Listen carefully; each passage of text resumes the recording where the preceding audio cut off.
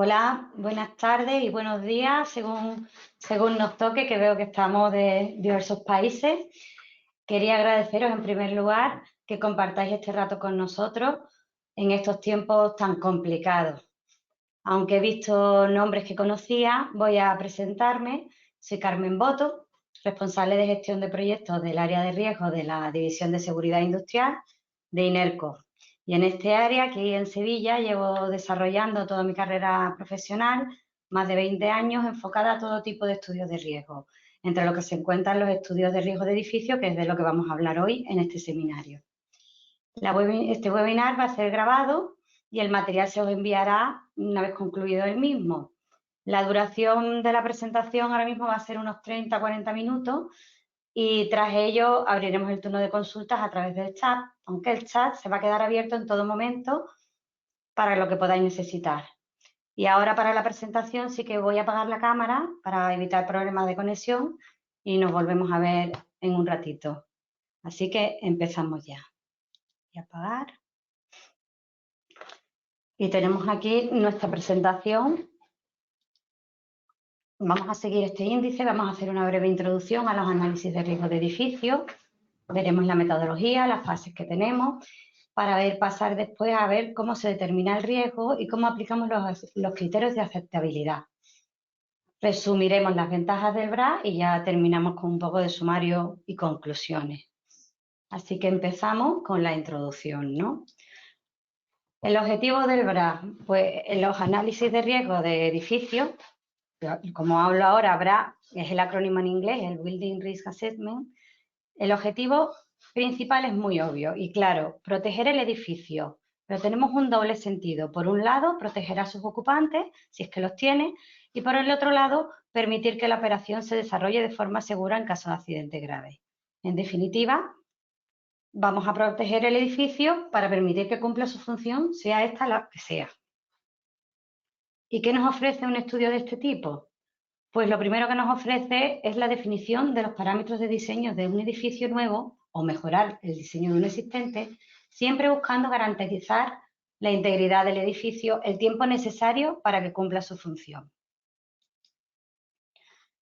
Obtenemos la verificación del layout óptimo. Es decir, en el caso de edificios nuevos, nos permite analizar, minimizar los riesgos sobre la estructura, sobre la evacuación del edificio en caso de accidente, y es una herramienta muy útil para estudiar posibles ubicaciones para un nuevo edificio. El proceso deductivo que vamos a llevar a cabo durante el análisis de riesgo nos permite alcanzar un nivel de riesgo aceptable o como mínimo un nivel de riesgo alarme, ya que nos permite analizar los beneficios de las distintas medidas de reducción de riesgo que puedan plantearse a lo largo del análisis, ya sea para evitar el accidente, enfocadas a minimizar la exposición o a mitigar las consecuencias.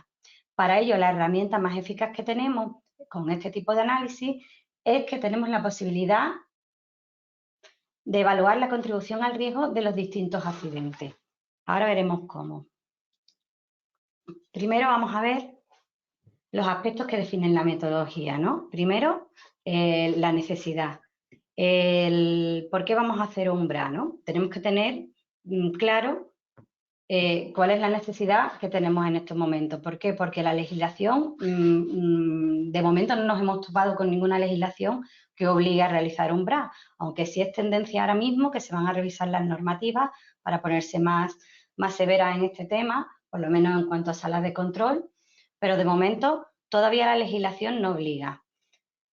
¿Qué nos puede obligar? Pues nos puede obligar pues, unas normas internas de la propia compañía, detectar por algún accidente previo que hace falta mejorar en un edificio. Pues la siguiente pregunta, ¿no? ¿Cuándo lo vamos a hacer? Pues dependerá, ¿no? Si tenemos un edificio nuevo o un edificio ya existente. Si es existente, pues en cualquier momento. Lo haremos en el momento que tengamos la necesidad, siempre que tengamos toda la información disponible que necesitamos. Necesitamos información sobre el propio edificio, sobre el entorno, sobre los procesos que se llevan a cabo en su entorno. Si tenemos un proyecto nuevo,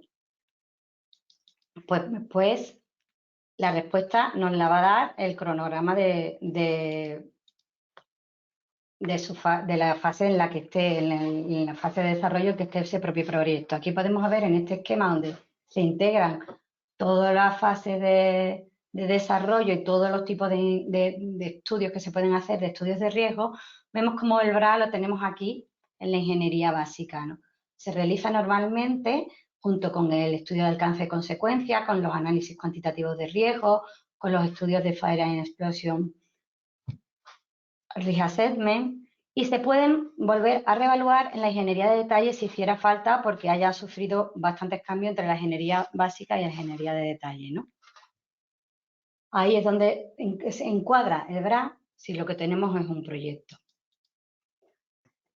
¿Qué más tenemos que plantearnos? ¿Qué tipo de edificio tenemos? ¿Se trata de un edificio ocupado? Pues la ocupación nos la da el número de personas y el tiempo que están en el interior. Si estuviéramos hablando de un estudio de riesgo para edificios ocupados, perdón, hablaríamos de obra, ¿no? Es la última nomenclatura que utilizamos. Podemos tener edificios como una sala de control ocupados durante todo el día, pero con un número limitado de personas. Nos podemos encontrar tipo restaurantes o cafeterías de establecimientos industriales donde hay una alta ocupación, pero en un corto periodo de tiempo. También tipo oficina, que igual incluso puede que las personas que están en esa oficina no tengan ni nada que ver con el proceso que se lleva a cabo. Por el otro lado, que hay muchos edificios que no serán ocupados o serán de baja ocupación, como las salas de instrumentación, los racks, las subestaciones. Pues según tenemos una ocupación, necesitaremos medir el riesgo de una o de otra manera. Todo esto hay que tenerlo claro antes de empezar a definir la metodología. Lo siguiente pregunta, ¿cuál es la función del edificio? Pues podemos tener un edificio que necesitemos que aguante, por ejemplo, una sala de control hasta permitir llevar la operación a situación segura. Hemos tenido unos accidentes en el establecimiento y necesitamos que desde esa sala se actúe hasta que la operación esté en seguridad ya. Pero, por ejemplo, podemos tener otro caso que sea que no tenga nada que ver con una sala de control y que lo que queramos sea que el edificio aguante hasta que permita la evacuación de todas las personas que hay dentro. O por el contrario, igual queremos un edificio que nos sirva de refugio. Como veis, el abanico de opciones para este tipo de estudios se abre enormemente. Entonces llega el momento de plantearnos cómo vamos a valorar este riesgo, el riesgo sobre el edificio. Lo primero, si hubiera una legislación que obligue, pues tendríamos que estudiar esa legislación que obligue, aunque ya os digo que hasta el momento no nos hemos encontrado con esa opción. Pero sí puede tener el propio industrial criterios de aceptabilidad que aplicar, puede tener normativas internas o puede tener esa necesidad a causa de una aseguradora que se lo pide. En definitiva, si hubiera criterios de aceptabilidad propios de la empresa, del corporativo, pues podrían ser diversos. Tendríamos desde matrices de riesgo o por riesgo individual, por riesgo social. Hay infinidad de índices que miden el riesgo. Las diferencias, según lo que queramos buscar, pues será más apropiado un tipo de metodología que otra. Vamos a ver que estas dos metodologías de las que estoy hablando, en realidad se trata de tener un enfoque en términos de consecuencia o un enfoque en términos de riesgo. Vamos a ver la diferencia entre una y otra a continuación. La metodología en sí, si nos vemos empezamos con el enfoque basado en consecuencias, Consequence Approach en inglés, podemos ver que las primeras etapas son comunes a cualquier tipo de análisis de riesgo de accidente grave, si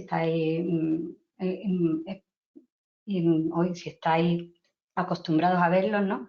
La primera es, bueno, tenemos nuestro edificio, vamos a hacer una identificación de peligros y vamos a evaluar los efectos peligrosos sobre el edificio. Todo este tipo de análisis de riesgo nos vamos a enfocar al edificio. Lo que nos importa es lo que llegue al edificio o a la ubicación, si es que estamos analizando posibles ubicaciones. Una vez que hemos evaluado los efectos peligrosos, si nos vamos aquí a la figurita al lado de la izquierda, podemos ver que para un edificio existente Si se deduce que el edificio puede resistir todos los efectos, habríamos terminado. O sea, tenemos un valor, un efecto, nos llega un valor de sobrepresión, por ejemplo, al edificio y se sabe que el edificio lo soporta. Entonces hemos terminado así de simple el análisis. La verdad es que no es lo que suele pasar, pero vamos. Si no puede resistir todos los efectos, pasaríamos a la siguiente pregunta. ¿Podemos mejorar el diseño para que resista? Pues habrá aspectos que se puedan mejorar y habrá aspectos que no consigamos mejorarlo del todo. Entonces, si consiguiéramos mejorarlo todo, pues nos iríamos por el sí y volveríamos a terminar el análisis del riesgo. Si es que no, ya la solución que nos queda es dar un paso más y aplicar una metodología basada en el riesgo, que veremos a continuación. En el caso de un edificio nuevo, el esquema es similar. Lo vemos aquí a la derecha. Las consecuencias que puedan ser evitadas en diseño se corrigen y las que no, pues pasaremos a un risk approach.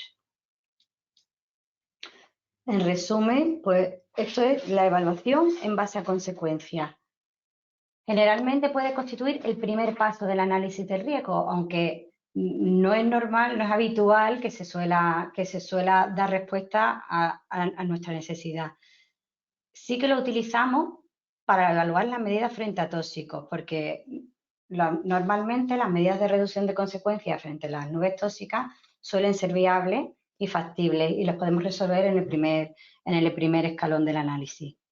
Sin embargo, el caso de las sobrepresiones y de la radiación térmica solo suele dar resultados positivos este tipo de enfoque si el edificio se encuentra muy alejado o de las zonas de proceso o de las zonas congestionadas, que veremos que son la clave para las sobrepresiones.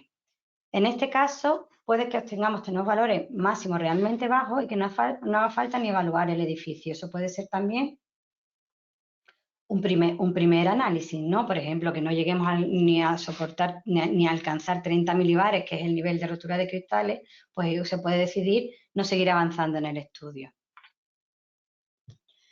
El siguiente paso sería, para lo que no hemos conseguido solucionar con un enfoque en consecuencia, analizarlo con un enfoque basado en riesgo. El proceso es similar, solo que aquí entra en juego determinar la frecuencia de cada efecto. Las primeras etapas son las mismas: identificación de peligro, evaluar los efectos peligrosos y determinar la frecuencia de cada efecto. Así ya podemos evaluar el riesgo y contrastarlo con unos criterios de aceptabilidad. Hacemos un proceso iterativo, ¿no? Un proceso deductivo del riesgo. ¿Es compatible el diseño con el valor de riesgo aceptable? Sí, pues ajustamos el diseño a este nivel de riesgo aceptable que hemos encontrado. ¿Que no? Pues vamos a aplicar medidas de reducción de riesgo. Así, en un proceso iterativo, hasta conseguir llegar a un nivel de riesgo aceptable o, como mínimo, a un nivel de riesgo de nivel ARAR.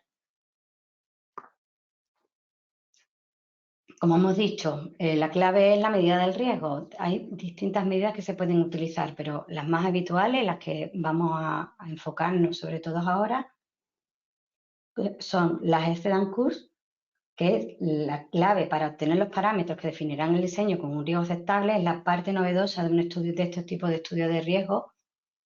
Y lo siguiente que podemos ver es el riesgo individual para evaluar el riesgo sobre personas en el caso de que tengamos ocupantes en el edificio.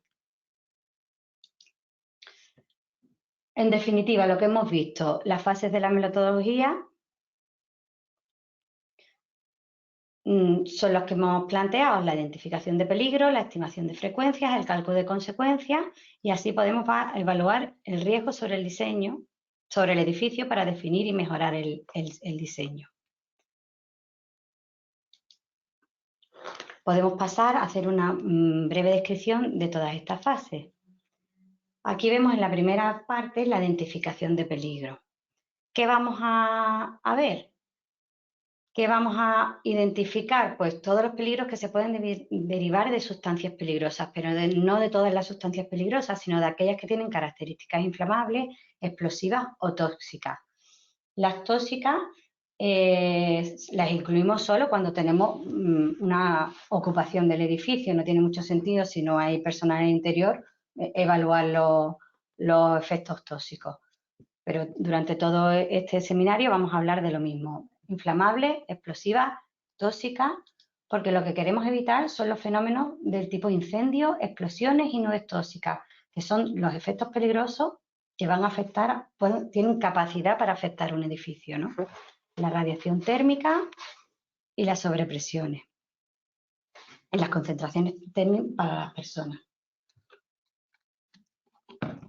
Sobre todo, el efecto más devastador de estos fenómenos es el de la sobrepresión sobre los edificios, es el que más preocupa habitualmente. La radiación térmica se analiza y se evalúa para, sobre todo, evaluar adecuadamente la evacuación del edificio, las entradas y salidas, para que no haya posibilidad de que alcance toda esta zona, ya que generalmente los materiales de construcción soportan altos niveles de radiación. Entonces, ¿qué vamos a buscar? Estos fenómenos peligrosos. El origen, un poco la nomenclatura que se utiliza, ¿no? Hablamos de sucesos iniciadores de tipo genérico, que son los que vienen de un suceso de pérdida de contención de líquido, ¿no? De líquido, de gas, de bifásico. Fuga desde línea, desde tanque. Todas las evoluciones posibles, un charco inflamable, un dardo de fuego, una nube tóxica, la llamarada, la explosión de nube. Y después también podemos hablar de sucesos iniciadores específicos, como puede ser una bleve, una explosión confinada en un equipo, una reacción fuera de control de tipo runaway. Estos sucesos específicos generalmente tienen probabilidades menores y se han analizado con detalle las medidas de supervisión, control y mitigación en estudios previos. Así que en cada caso se analizará si es necesario incluirlo o no. Por ejemplo, explosiones confinadas o reactores que puedan quedar fuera de control, se analizará si están cerca del edificio o no, porque normalmente los efectos más peligrosos quedan localizados en el entorno del equipo. En definitiva, tenemos que analizar todos los posibles sucesos iniciadores, las evoluciones, todos los fenómenos peligrosos que se pueden generar, los sucesos finales. Tenemos una gran colección de puntos de fallos que pueden provocar un accidente. ¿Y cuáles vamos a incluir? Pues aquellos cuyos efectos peligrosos consideremos que pueden alcanzar el edificio con un valor que pueda afectarle. La radiación térmica, las sobrepresiones y las concentraciones tóxicas. Con todo esto que tenemos un listado exhaustivo de posibles puntos de fallo que hay que convertirlo en un grupo manejable de escenarios, ¿no? O de puntos de fallo. Aplicaremos técnicas de screening como el grouping, el sectioning y seleccionaremos los puntos de fallo representativos de las peores consecuencias de cada grupo. Tenemos nuestro listado de puntos de fallo representativos y nuestros puntos de fallo representados, que todos se considerarán en el análisis, solo que las consecuencias se calcularán solo para los representativos y se asignarán a los representados de su mismo grupo. Es la manera habitual cuando estamos hablando de un proyecto importante, sobre todo porque aquí vamos a hacer un trabajo estadístico, o sea, tenemos que hacer un buen barrido de puntos de fallo. Los escenarios, ¿cómo los definimos? Los escenarios no es más que la particularización de las condiciones de contorno que nos van a dar el accidente, según el diámetro de línea, la localización del punto de fuga antes después de una válvula, la presión, la temperatura de operación. Fundamental, definir el modo de fallo. Generalmente se hace un barrido, como ya he dicho, de distintos modos de fallo porque nos interesa obtener una muestra representativa de todas las consecuencias y de toda la probabilidad. Así que obtenemos nuestro listado de escenarios cuyas consecuencias pueden afectar al edificio. La siguiente etapa ya sería la evaluación de la probabilidad o la frecuencia de ocurrencia de todos estos accidentes. Generalmente, casi siempre, se utilizan datos estadísticos extraídos de bibliografía especializada o de organismos oficiales. Ya es un tema que está ampliamente desarrollado, ya muchos años, y analizaremos los sucesos iniciadores genéricos de tipo fuga, tendremos nuestra probabilidad de fallo del suceso iniciador. La bibliografía especializada es amplia y de la misma manera analizaremos las evoluciones y la probabilidad. habitual utilizar la técnica del árbol de suceso para los sucesos iniciadores genéricos y la del árbol de fallos para los sucesos específicos. Con estos datos estadísticos y con estas técnicas, pues ya tendríamos nuestra probabilidad evaluada. Aquí os muestro un ejemplo, por ejemplo, del organismo del Health and Safety Executive, que nos da unos valores de rotura de fuga desde tanque, este es el que está aquí presentado, nos define unos diámetros de orificio en función del tipo de fuga, ¿no? Que sea catastrófico, mayor, menor. Sí, normalmente está así descrita en toda la bibliografía. Aquí a la derecha podemos ver UCOA, que nos da unas correlaciones para ver la probabilidad de ignición en distintas plantas, con distintos líquidos, distintos entornos, que son muy útiles para calcular la explosión la frecuencia de las explosiones de las nubes. Siguiente apartado, la siguiente fase, pues ya sería el cálculo de efectos y consecuencias. Los modelos de efectos, eso está descrito en la bibliografía especializada, los modelos de fuga, de evaporación, de dispersión, de incendios, de explosiones, normalmente ya están implementados hace tiempo software comerciales. Por un lado tenemos los modelos tradicionales o de 12, ¿no? Dos dimensiones. Tenemos el FAD de DNV o el F de GESCON, antes TNO. La EPA, por ejemplo, también propone la LOJA. Además, existen las mismas empresas, pueden que tengan el software de cálculo de riesgo que lo llevan implementado, ¿no? Por ejemplo, DNV con el programa SAFETI y GESCON con RISCUR. Nosotros en INERCO tenemos nuestro software de cálculo de riesgo, aunque está totalmente adaptado a todos los cálculos de riesgo que queramos utilizar o realizar. Porque todos estos mismos modelos son los que se utilizan para los estudios de tipo análisis cuantitativo de riesgo, de Fire and Explosion, todos los análisis de riesgo de accidentes graves utilizan estos modelos. Pasa que en cada caso pues los adaptaremos a nuestro objetivo.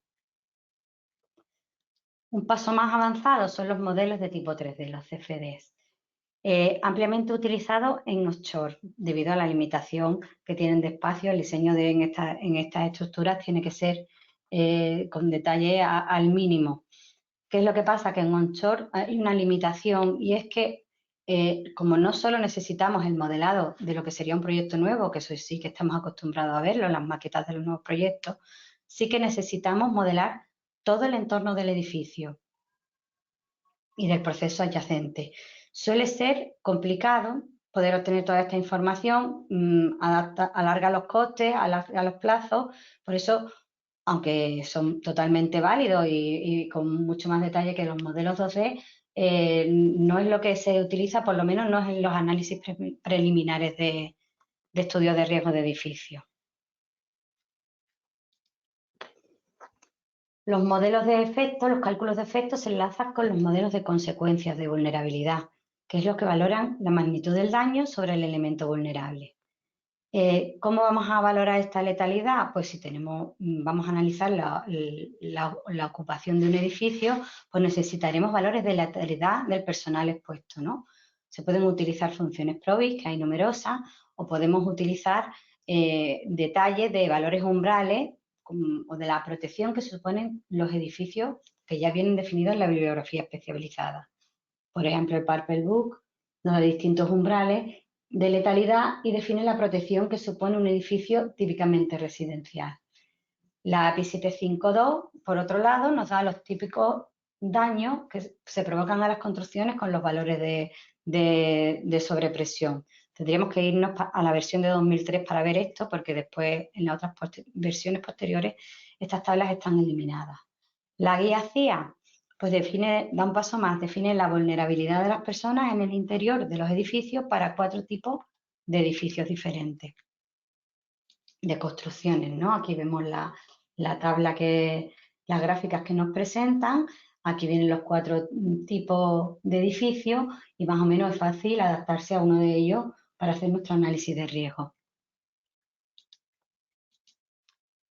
Fundamental el cálculo de efectos y consecuencias, no solo en el cálculo de efectos y consecuencias, sino desde el principio, que tengamos definido, según nuestro objetivo concreto del estudio, todos los criterios de cálculo, porque influyen considerablemente en los resultados. Tenemos que hacerlo desde el principio de la manera adecuada, ¿no? Como ya hemos visto, desde los modos de evaluación del riesgo, que lo tenemos que definir en el principio del trabajo, cuando lo estemos planteando, los valores umbrales que vamos a necesitar.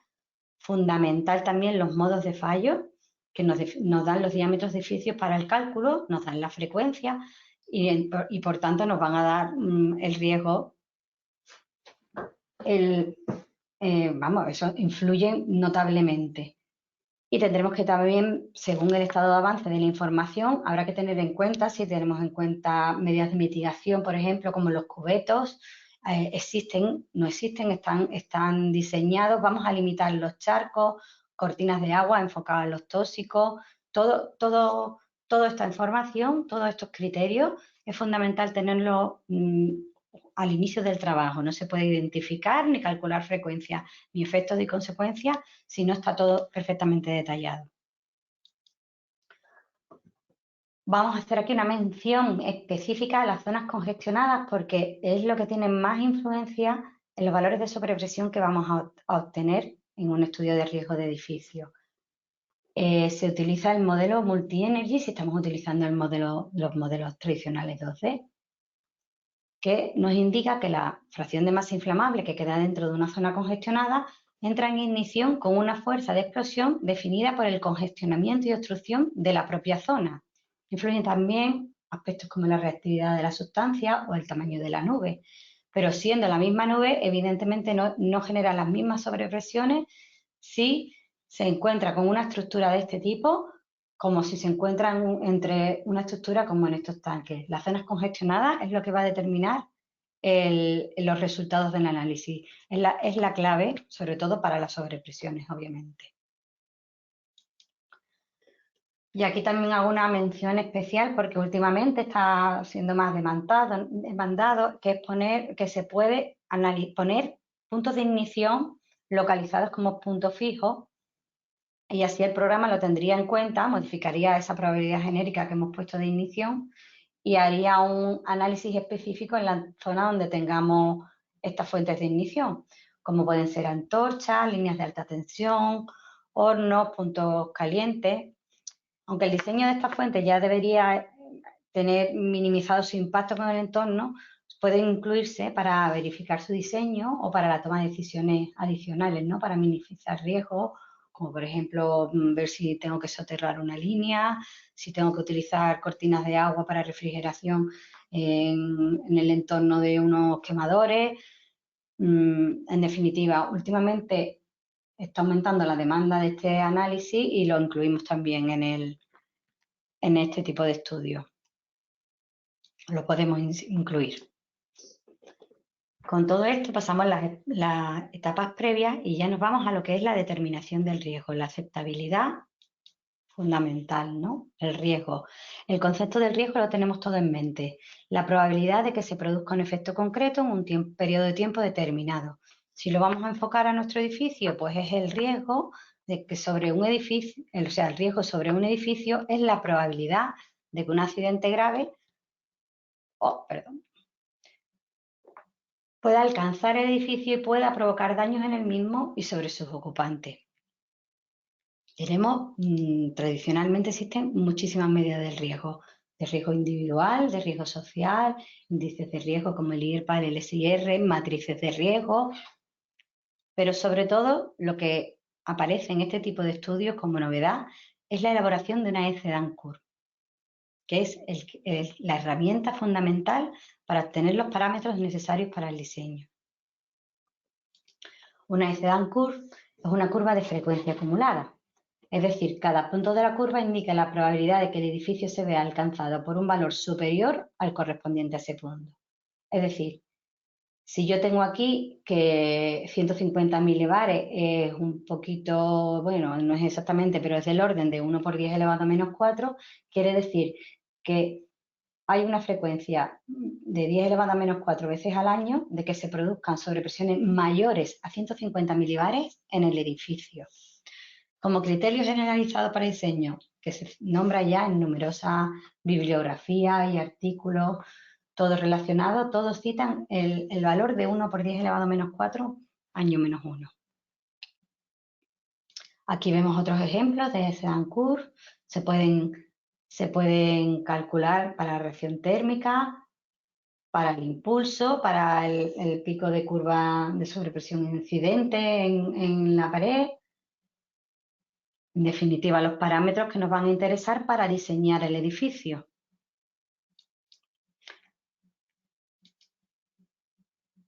Perdón, que me he ido. Aquí vamos a ver un ejemplo más concreto. Tenemos en esta curva de sobrepresión, si nos fijamos en el valor del 1 por 10 elevado a menos 4, obtendríamos que 48 milibares es el valor que nuestro edificio debe soportar. En otra bibliografía también aparece el valor de 1 por 10 elevado a menos 5. Pues en ese caso, si nos acogiéramos a ese valor, obtendríamos un valor de 105 milibares. Aquí podemos ver la ventaja de un risk approach frente a un consequence approach, porque por consecuencia hubiéramos obtenido un valor de casi 350 milibares, que para diseñar un edificio es bastante más complicado que 48 milibares. O sea, sin duda la ventaja de este tipo de enfoque es considerable. Por tanto, ya tenemos nuestro valor. Si nuestro criterio era el 10 elevado a menos 4, tenemos nuestro valor aceptable, tenemos un edificio nuevo, pues podemos diseñarlo para que soporte este valor. ¿Qué es un edificio existente? Pues tendremos primero que verificar que soporta este valor y modificar la estructura en caso de que no cumpla.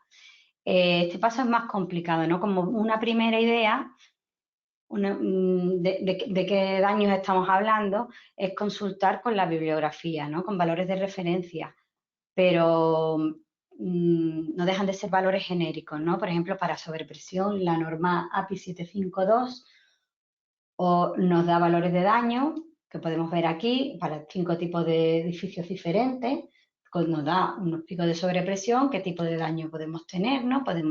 Lo que es la destrucción total, el colapso de una parte, el contrato, vamos, te lo va definiendo. Esto nos da una idea, ¿no? Un orden de magnitud, ¿no?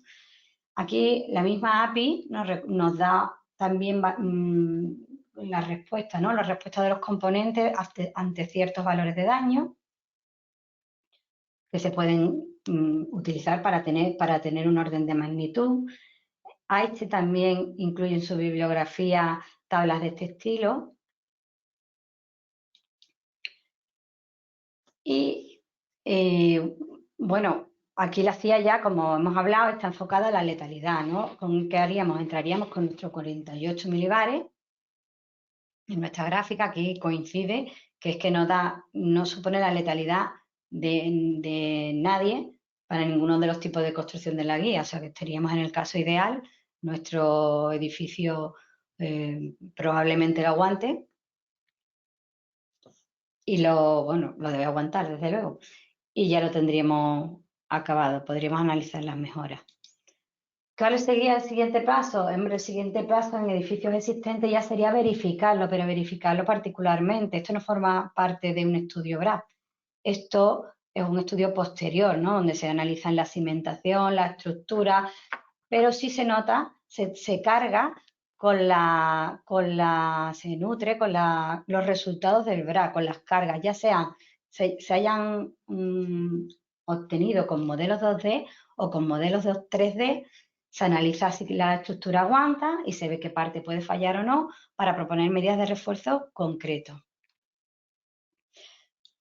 Con esta parte tendríamos terminado lo que es el diseño del edificio, ¿no? El diseño con un riesgo aceptable según los criterios que hayamos decidido tener.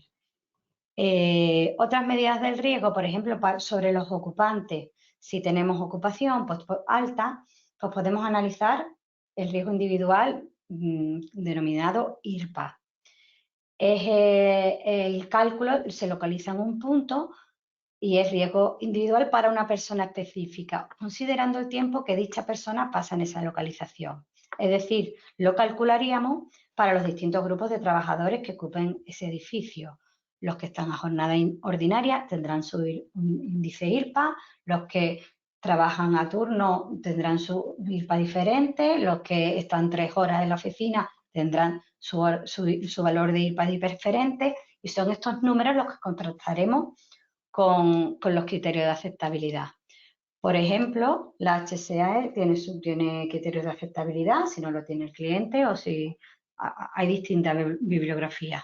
Pero aquí podemos ver que distingue entre los trabajadores, entre el público, y define niveles de riesgo totalmente intolerables, ¿no? O aceptables, o la zona intermedia, ¿no? O nivel ARAR.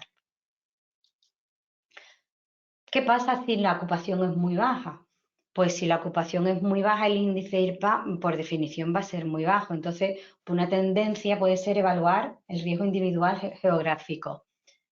En este riesgo se considera, ese es el riesgo correspondiente a todo el año, a las 24 horas del día, de todos los días del año.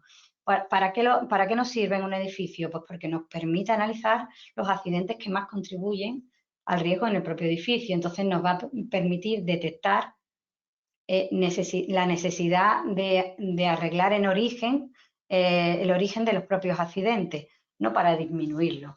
Podemos enfocar las medidas, por ejemplo, si nos fijamos en este quesito, pues obviamente enfocaremos en medidas para reducir este escenario naranja que constituye el 23% del riesgo prácticamente. Porque después las medidas de reducción del riesgo que se pueden obtener, pues como hemos hablado, pues serán en el origen de los accidentes, enfocadas a disminuir la probabilidad, las consecuencias, la exposición. Por ejemplo, necesitamos más medidas de supervisión del proceso para detectarlo antes, o necesitamos un corte automático para que la fuga sea menor. Con un cubeto las consecuencias serían menores, ¿no? Porque la evaporación es menor. La exposición también podemos variar la permanencia de las personas, podemos jugar si hay distintas opciones, la permanencia de las personas en las distintas salas, ¿no? Que pueda tener el edificio. Las medidas de mitigación, pues son las que reducen los daños una vez producido el accidente. Bueno, los sistemas contra incendios, que no se suelen contemplar en el cálculo del estudio de riesgo, nunca, de ningún tipo de estudio de riesgo de accidente. Pero también sí que se pueden tener en cuenta son los sistemas de diluvio para abatir tóxicos, si están diseñados para ello. Y ya después el tercer grupo de medidas, pues son ya las medidas de refuerzo de la propia estructura, ¿no? Se puede considerar reforzar una parte del cerramiento o cambiar una estructura, eliminar zonas donde puedan colarse partes de la nube. Eso cada caso ya particular lo tiene. Pues un poco así hemos resumido cómo haríamos el BRA y vamos a repasar pues, las ventajas del BRA, ¿no? Que las hemos ido destacando, o era mi intención al menos, a lo largo de toda la exposición, ¿no? Vemos como ventaja que puede ser elaborado para cualquier tipo de edificio, en cualquier etapa de su ciclo de vida. No he comentado nada de los edificios temporales porque normalmente van con otro tipo de metodología, no se suelen incluir en estudios de riesgos de este tipo tan completo. La PI 753, por ejemplo, define los pasos y es lo que se suele aplicar. Este tipo de estudio hemos visto que es adaptable a los criterios corporativos del industrial. ¿Por qué? Porque podremos aplicar la medida del riesgo que el industrial necesite, según sus procedimientos, según sus guías. Da las claves para el diseño óptimo de edificios nuevos. La curva Eiffel, como ya hemos dicho, nos da las claves para diseñarlo. Y también nos permite detectar la necesidad de medidas de refuerzo de estructura de los edificios existentes, de la estructura, de la cimentación, posibles cambios. También es una herramienta que nos permite analizar la viabilidad de todas las medidas de reducción de riesgos que se nos puedan ocurrir. Nos permite descartar medidas que no vayan a influir en los resultados de riesgo, por ejemplo, que pueden ser efectivas para reducir los riesgos con otro objetivo, pero no con nuestro edificio. Y es clave para planificar la correcta evacuación de los edificios. Normalmente, en el caso de la radiación térmica, se valora la intensidad que cae en la zona de la puerta, por lo menos para descartar zonas por donde no debería evacuarse. Y bueno, si los elaboramos conjuntamente con otros análisis de riesgos, como el EAC, el estudio de alcance y consecuencia, el estudio cuantitativo de riesgo, el Fire and Risk Explosion, o sea, Fire and Explosion Risk Analysis, se refuerza la toma de decisiones sobre el layout y las protecciones necesarias en el establecimiento, utilizando las sinergias que existen entre los tres tipos de estudios. Con esto, así, más o menos ya terminamos. Vamos a hacer un breve sumario con las conclusiones, aunque más o menos las acabo de resumir con las ventajas del DRAS. En esta transparencia pues vamos a resumirlo todo. Hemos visto que son adecuados para edificios tanto existentes y para nuevos. Se adaptan a cualquier etapa del ciclo de vida del edificio.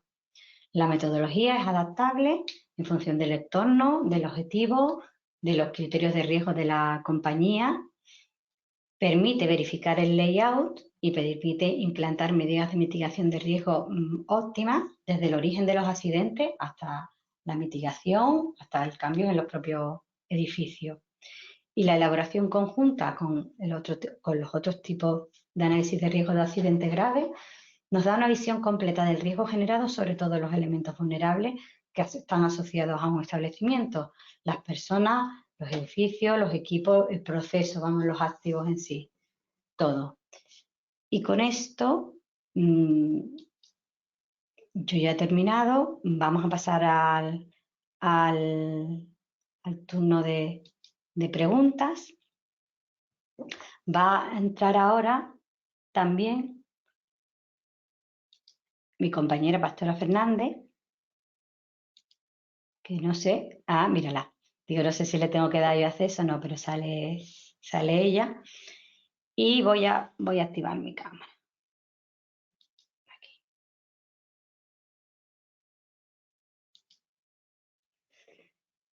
Pues... Gracias, Carmen, por la exposición. Pues, buenos días o buenas tardes a todos. Como ya comentó Carmen al principio, agradeceros vuestra presencia en este seminario y bueno, esperamos que haya sido de su interés y que bueno, que ahora podamos contestar a las preguntas que tengáis. En cualquier caso, como comentó Carmen al principio, la presentación se os enviará. Y si no tenemos tiempo, porque tampoco queremos tenerles mucho tiempo en este seminario a contestar las distintas preguntas que tengamos, bueno, pues después se irán contestando a lo largo de los próximos días. Con lo cual, bueno, yo creo, Carmen, que si te parece, vamos viendo algunas de las preguntas que puede haber por aquí, que aunque ya la hemos comentado. Sí, aquí tenemos una pregunta que dice cuál es la legislación en España. Bueno, yo creo que, Carmen, si contestas tú, pero ha quedado... Bueno, la legislación actualmente en España no hay obligación de realizar estudios de este tipo. Sí es verdad que, por ejemplo, el Parlamento en Cataluña está analizando la normativa para ponerla más restrictiva e incluir este tipo de estudios o de verificación de las estructuras para salas de control.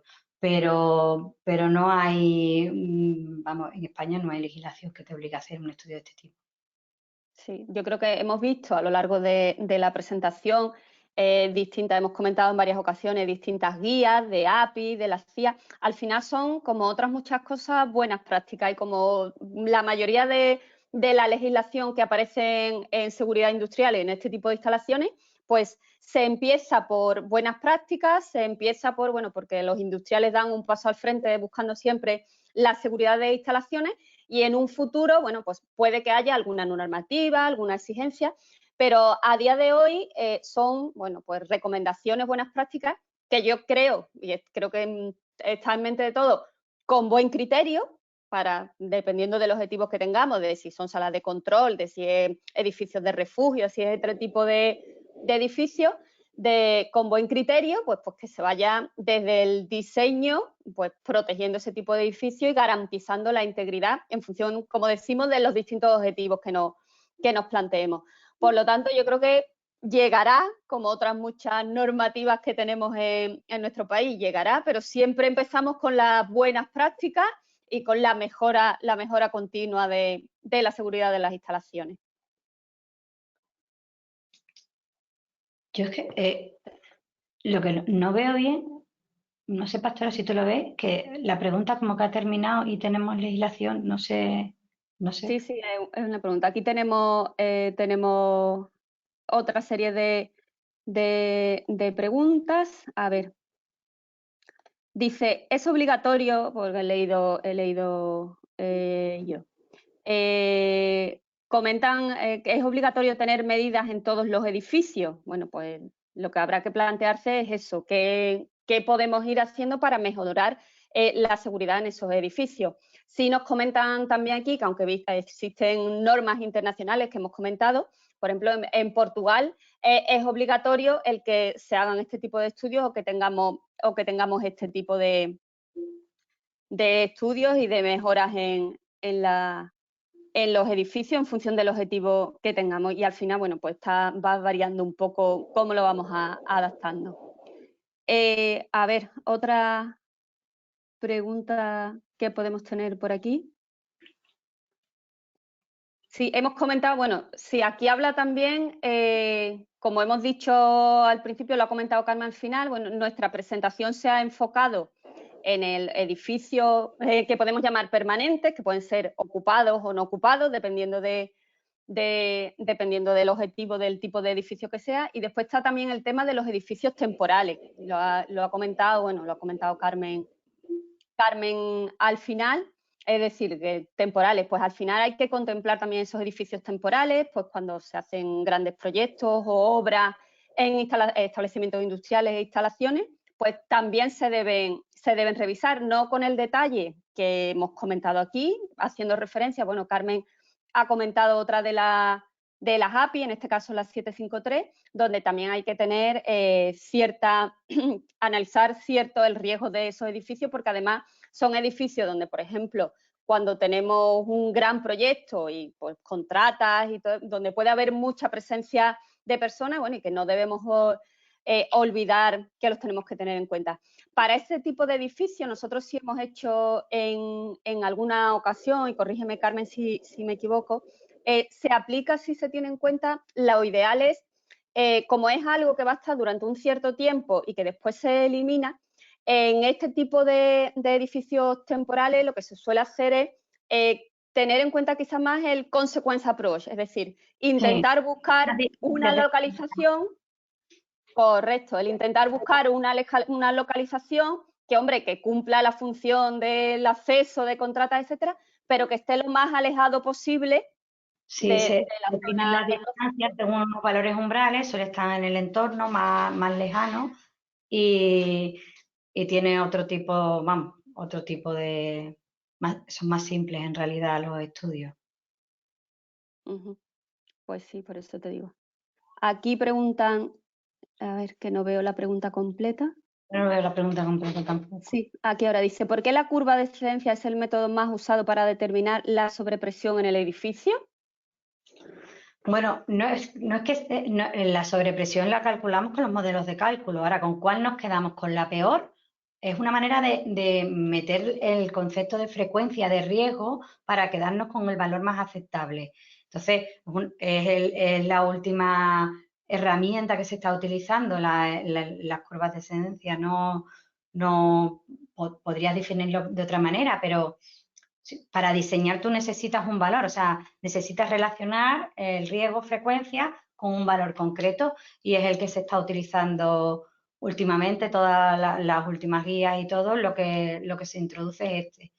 Si no utilizaras el concepto frecuencia, pues nos iríamos al consequence approach y iríamos a lo máximo, a lo más desfavorable, que no siempre es viable hacerlo. Pero... Vale.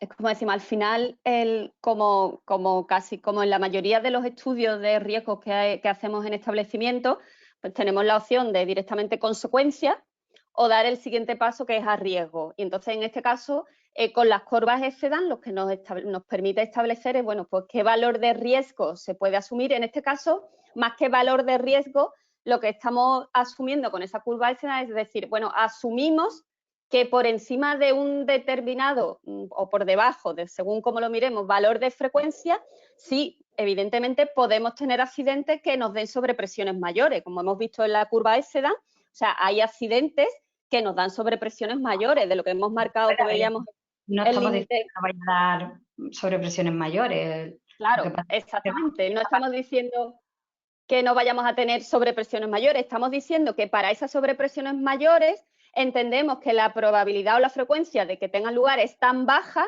que lo podemos asumir pues dentro del riesgo aceptable que asumimos, igual que asumimos otro tipo de valores de riesgo individual y otro tipo de cosas. Bueno, pues lo que estamos diciendo es que sí, que podemos tener accidentes con unas consecuencias mayores de sobrepresión, pero que asumimos que puede ser aceptable que protejamos solo, bueno, para la integridad de ese edificio para un determinado valor de sobrepresiones cuya frecuencia o probabilidad de que ocurra es más elevada.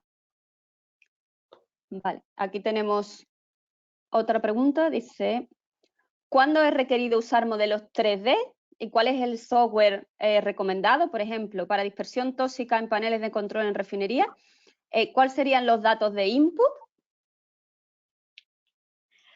los modelos CFD recomendaros, vamos, son mucho más detallados, recomendados siempre que se tenga el modelo 3D del establecimiento, de lo nuevo y del existente, y se tenga el deseo de utilizarlo, pues los modelos CFD vienen fenomenal, vamos.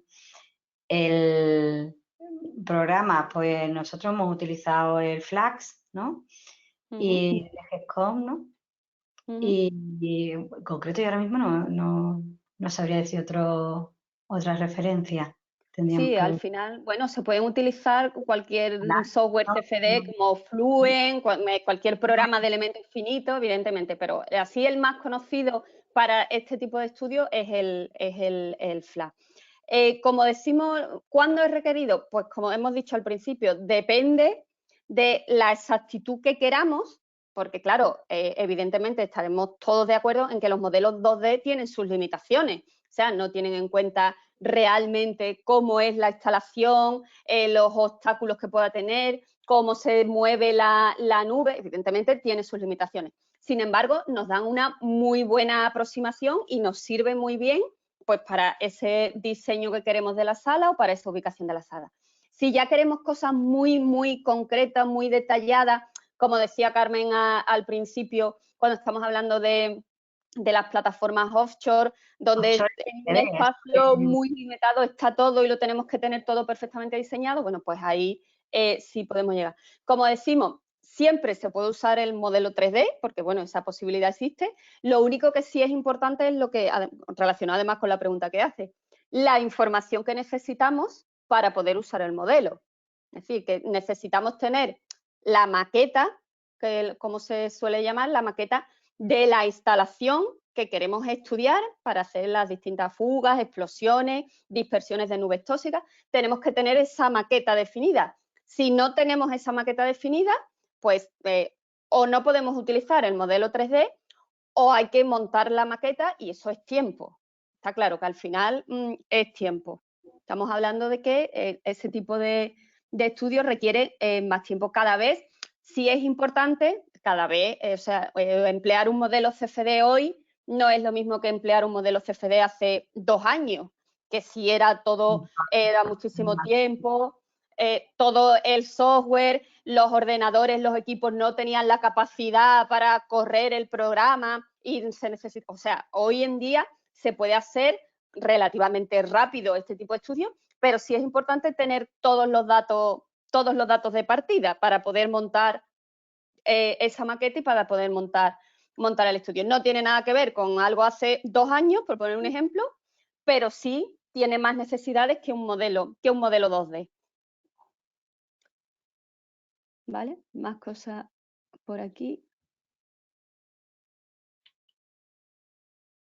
Sí, aquí está relacionado pues está también relacionado con esta pregunta que estaban hablando, nos comentan el tema de la información y del plazo, ¿vale? La información y del plazo, pues como hemos dicho, qué información necesitamos para este tipo de estudios y cuánto tiempo, ¿no? Pues eso.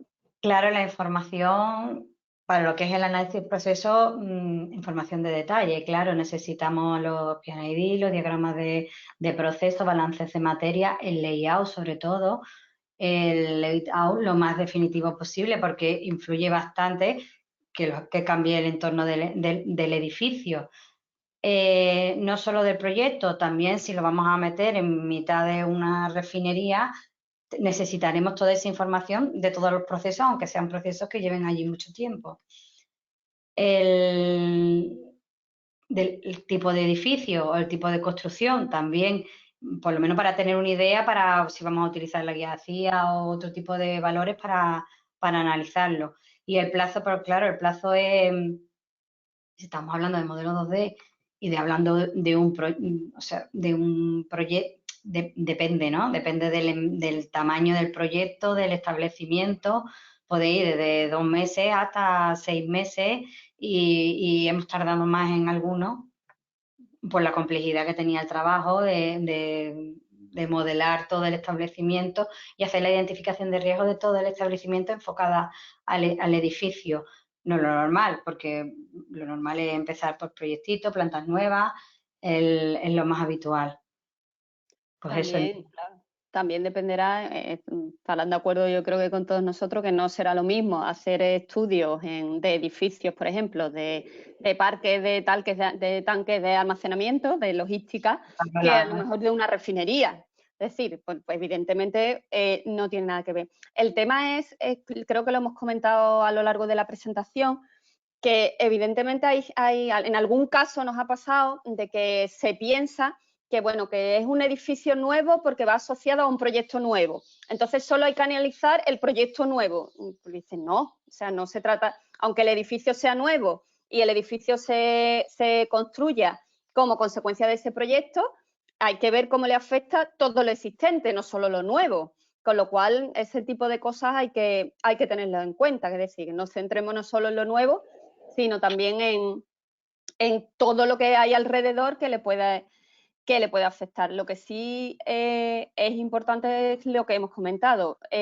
Susceptible de realizar este tipo de estudios, pues yo creo que está claro, cualquier instalación con edificio, independientemente de con personas o no personas, para garantizar la integridad y la seguridad de las instalaciones y que maneje o utilice sustancias peligrosas, es susceptible de hacer este tipo de estudios, o al menos que se lo plantee, o desde la mejora, desde la seguridad y todo ese tipo de cosas, se lo plantee el industrial, ¿vale?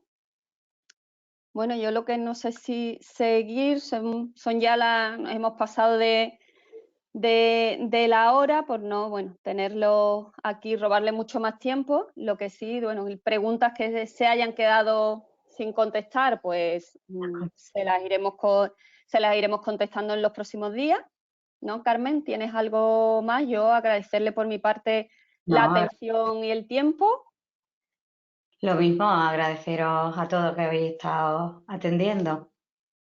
Bueno, y por supuesto, cualquier, Y iremos como se va. contestando. Yo es que tengo un problemilla y no veo las preguntas, pero las Sí, iremos contestando cuando mandemos.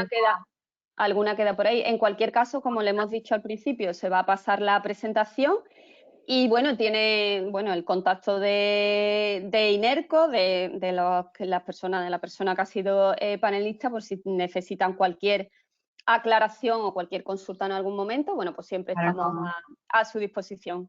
no duden en contactarnos. Muy bien, pues Bueno, yo creo que por entonces, nuestra parte, vamos a, muchísimas gracias a todos. venga, dejamos de compartir. Muchas gracias. Hasta luego. Saludos.